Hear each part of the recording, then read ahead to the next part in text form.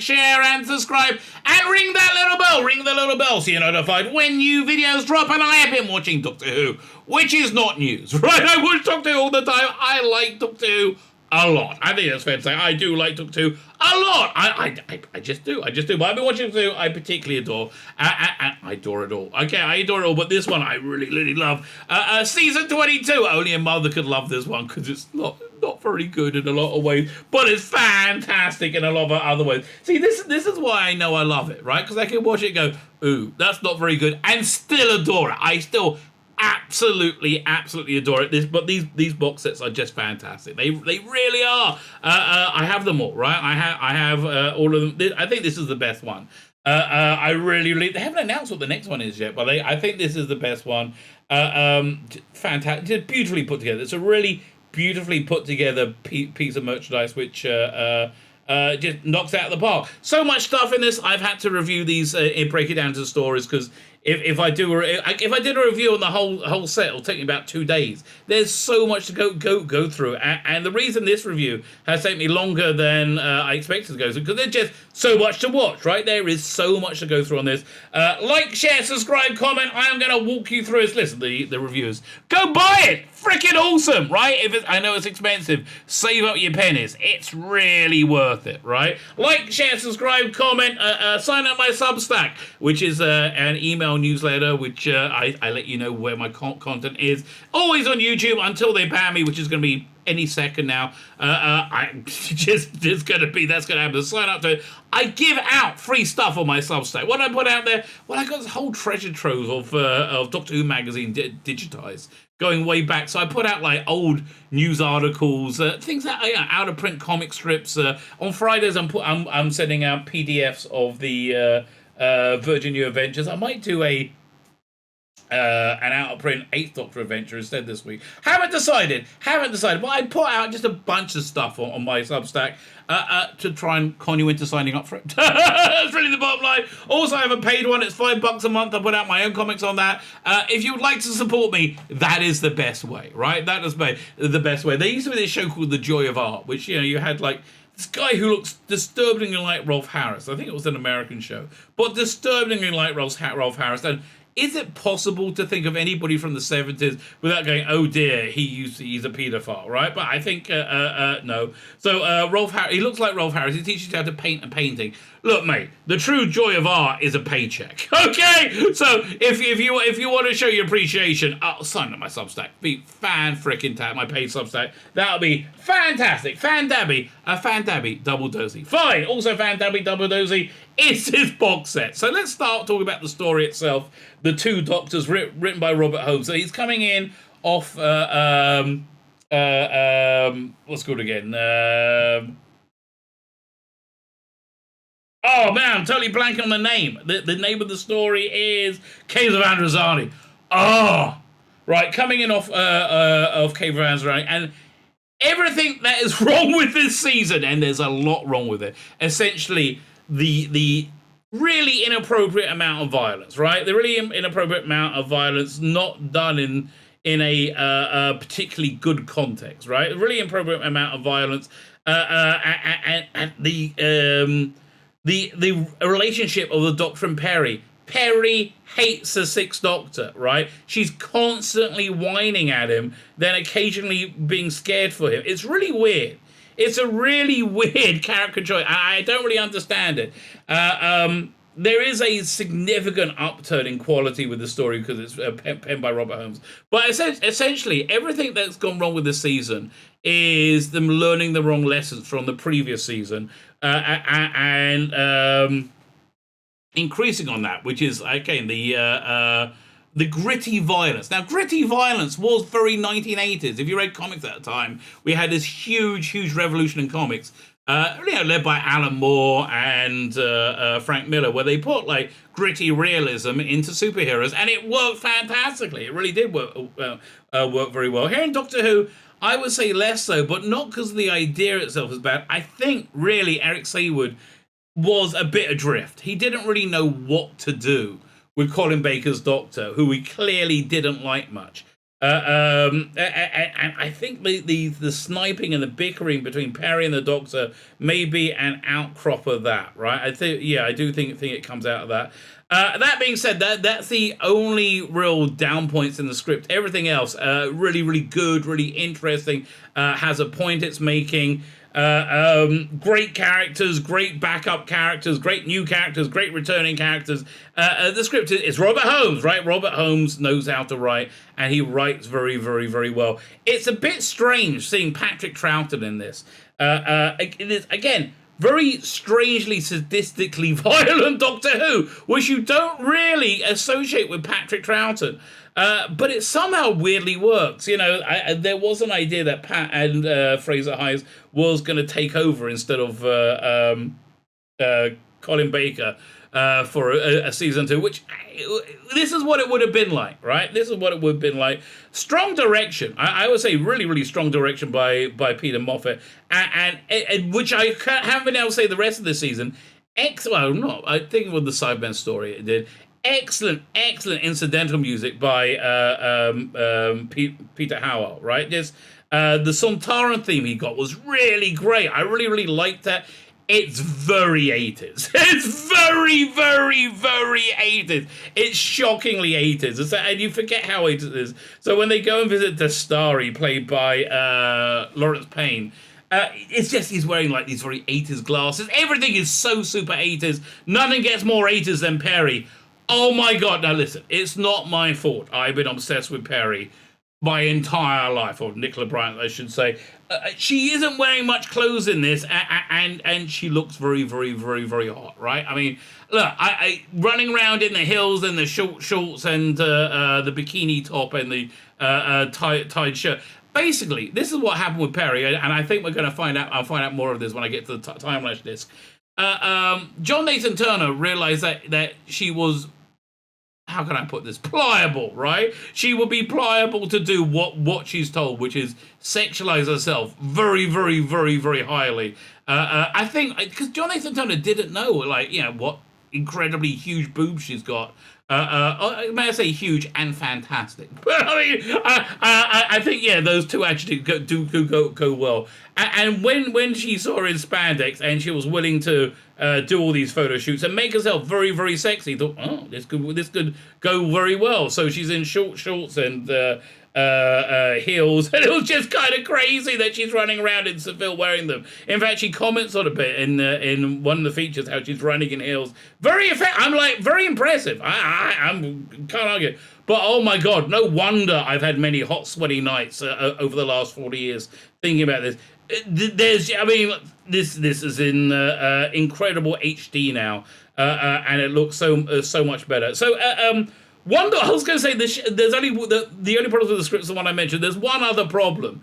There's Jamie gets somehow, right, by the time the Sixth Doctor and Perry meet up with him, he's been devolved into a feral mass.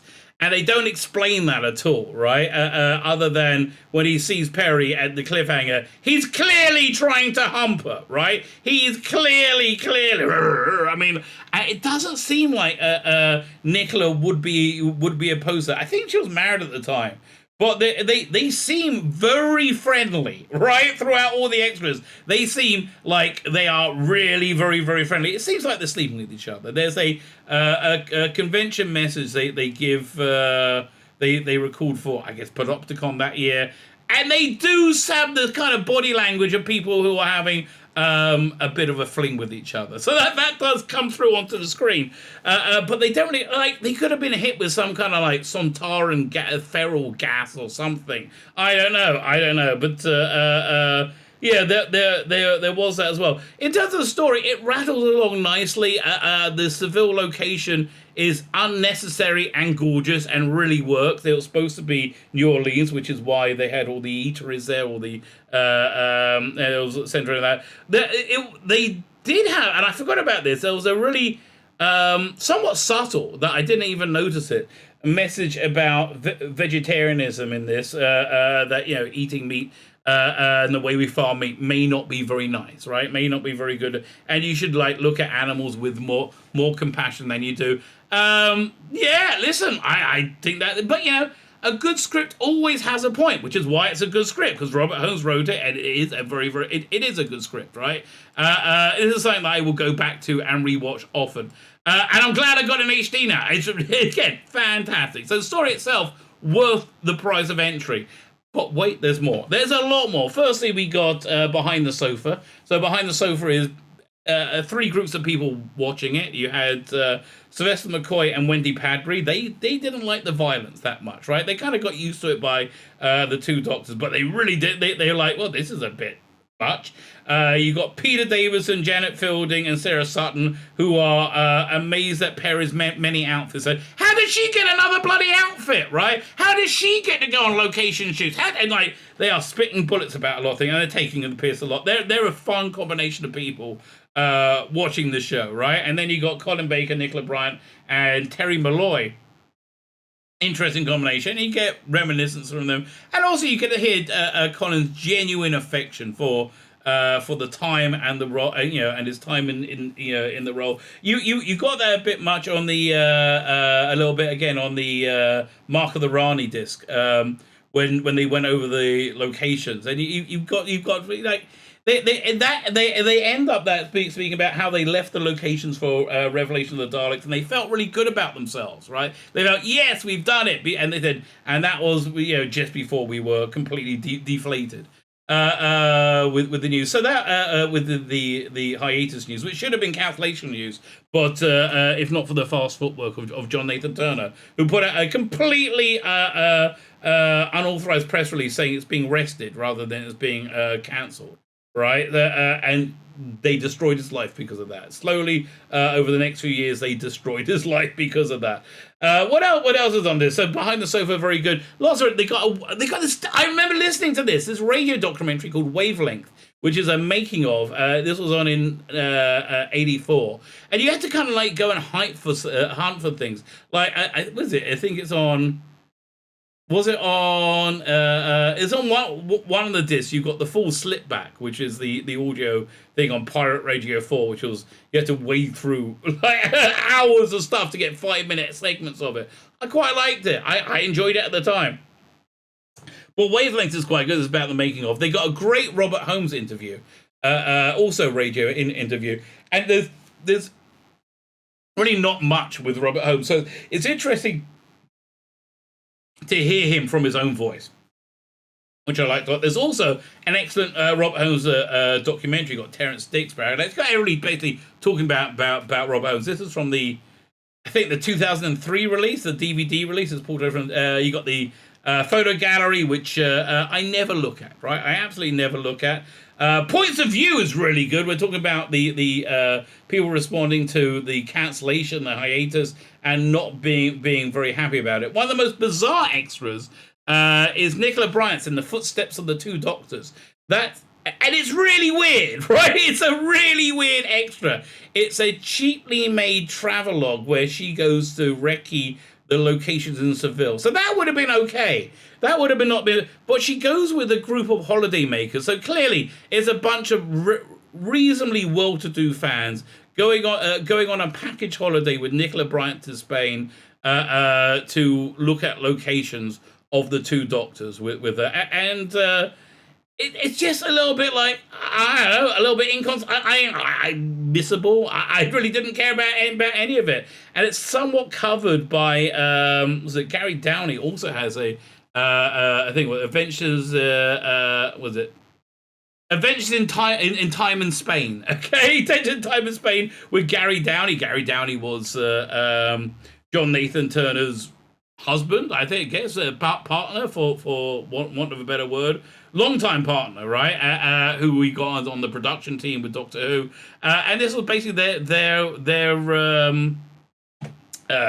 holiday. So at the time when he filmed it, he's dead now. At the time he filmed it, he couldn't be very candid because they still went out about being a couple. It's so weird, right? It is so really, really, really strange. But you get to see I learned more from that than I did from the Nicola Bryant one.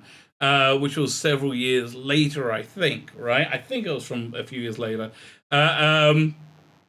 Like, for example, I always thought this was strange. The scene at the beginning where the doctor's fishing, right?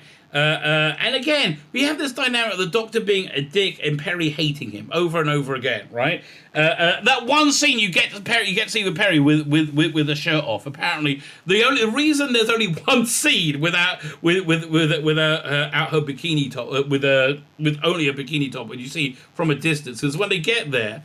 She puts it on. It's like 2 tea towels. It's like that. John Nixon. That's ridiculous. You got to make it smaller, and they made it way too small.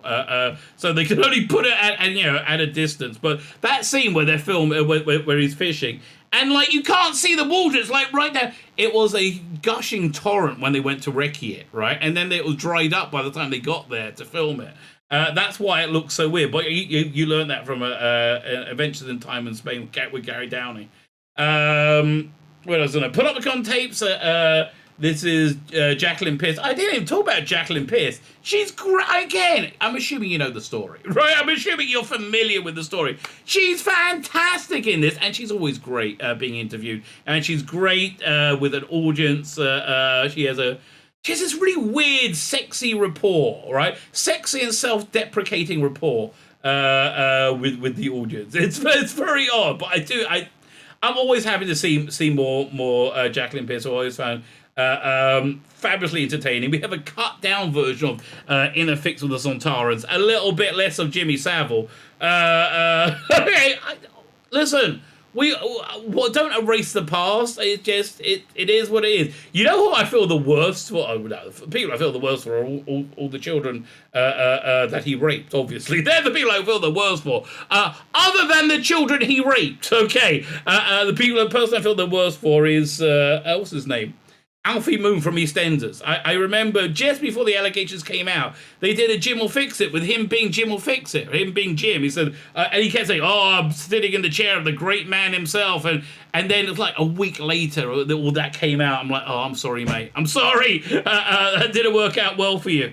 So he said points of view, Robert Holmes documentary, In a Fix with Sontarans, a collection of news reports. About the hiatus or cancellation, but again, only hiatus because of John Nathan Turner's fancy footwork. A lot of location footage, and boy, they looked insanely hot. So, interesting factoid that I learned from this was the second Sontaran only got the job, right, because he wrote to John Nathan Turner with a bit of chutzpah. Right, a bit of a Jewish word for you. A bit of chutzpah saying, "Listen, you hired Nicola Bryant out of college. What about me? You can give me a job." And John Nathan Turner appreciated it and gave him the job of the Sontaran when he nearly died. they literally nearly died under all that latex in the insanely hot Seville sun. I think they were having a heat wave.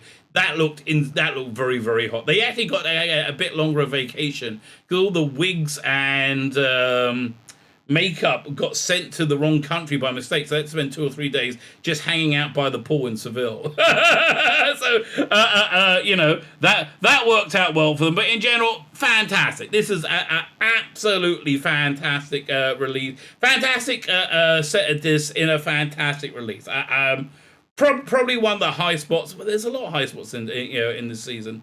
But yeah, it's just great. Absolutely great. Knocked it out the park. I didn't even go over the commentary tracks or the production notes. There's so much in it. There's also PDF. There's so much in this. There is a ridiculous amount of stuff in this. I can't imagine them putting anything else into the next iteration of technology that comes out. I mean, like, what else? Can it come with like a 3D printed replica of Colin Baker's socks he wore, or even better, Nicola Bryant's bikini top. Okay, that I may pay for a new release of that. Okay, in whatever technology takes over next. Who knows, or dares to dream. So there you go. What's it? Is this review number 4? We've had Attack of the Cybermen, Vengeance on Varos. This is review number 4 of 6. Next is Timelapse. Oh, and it's not good. I mean, I've started it. I'm about 20 minutes into it. It's so bad. It's so so bad. I mean, it's the script and the acting, even the new special effects, isn't making it any better. I will suffer through it. I will suffer through it for you, okay? For you, faithful viewer. There you go. My name's Tzvi Lebetkin, the rabbi from another planet. I'll suffer through it, and I'll still love it, okay? I will still love it. My name's Tzvi Lebetkin, the rabbi from another planet. Please like, share, and subscribe, and ring that little bell. Ring the little bell so you're notified when new videos drop.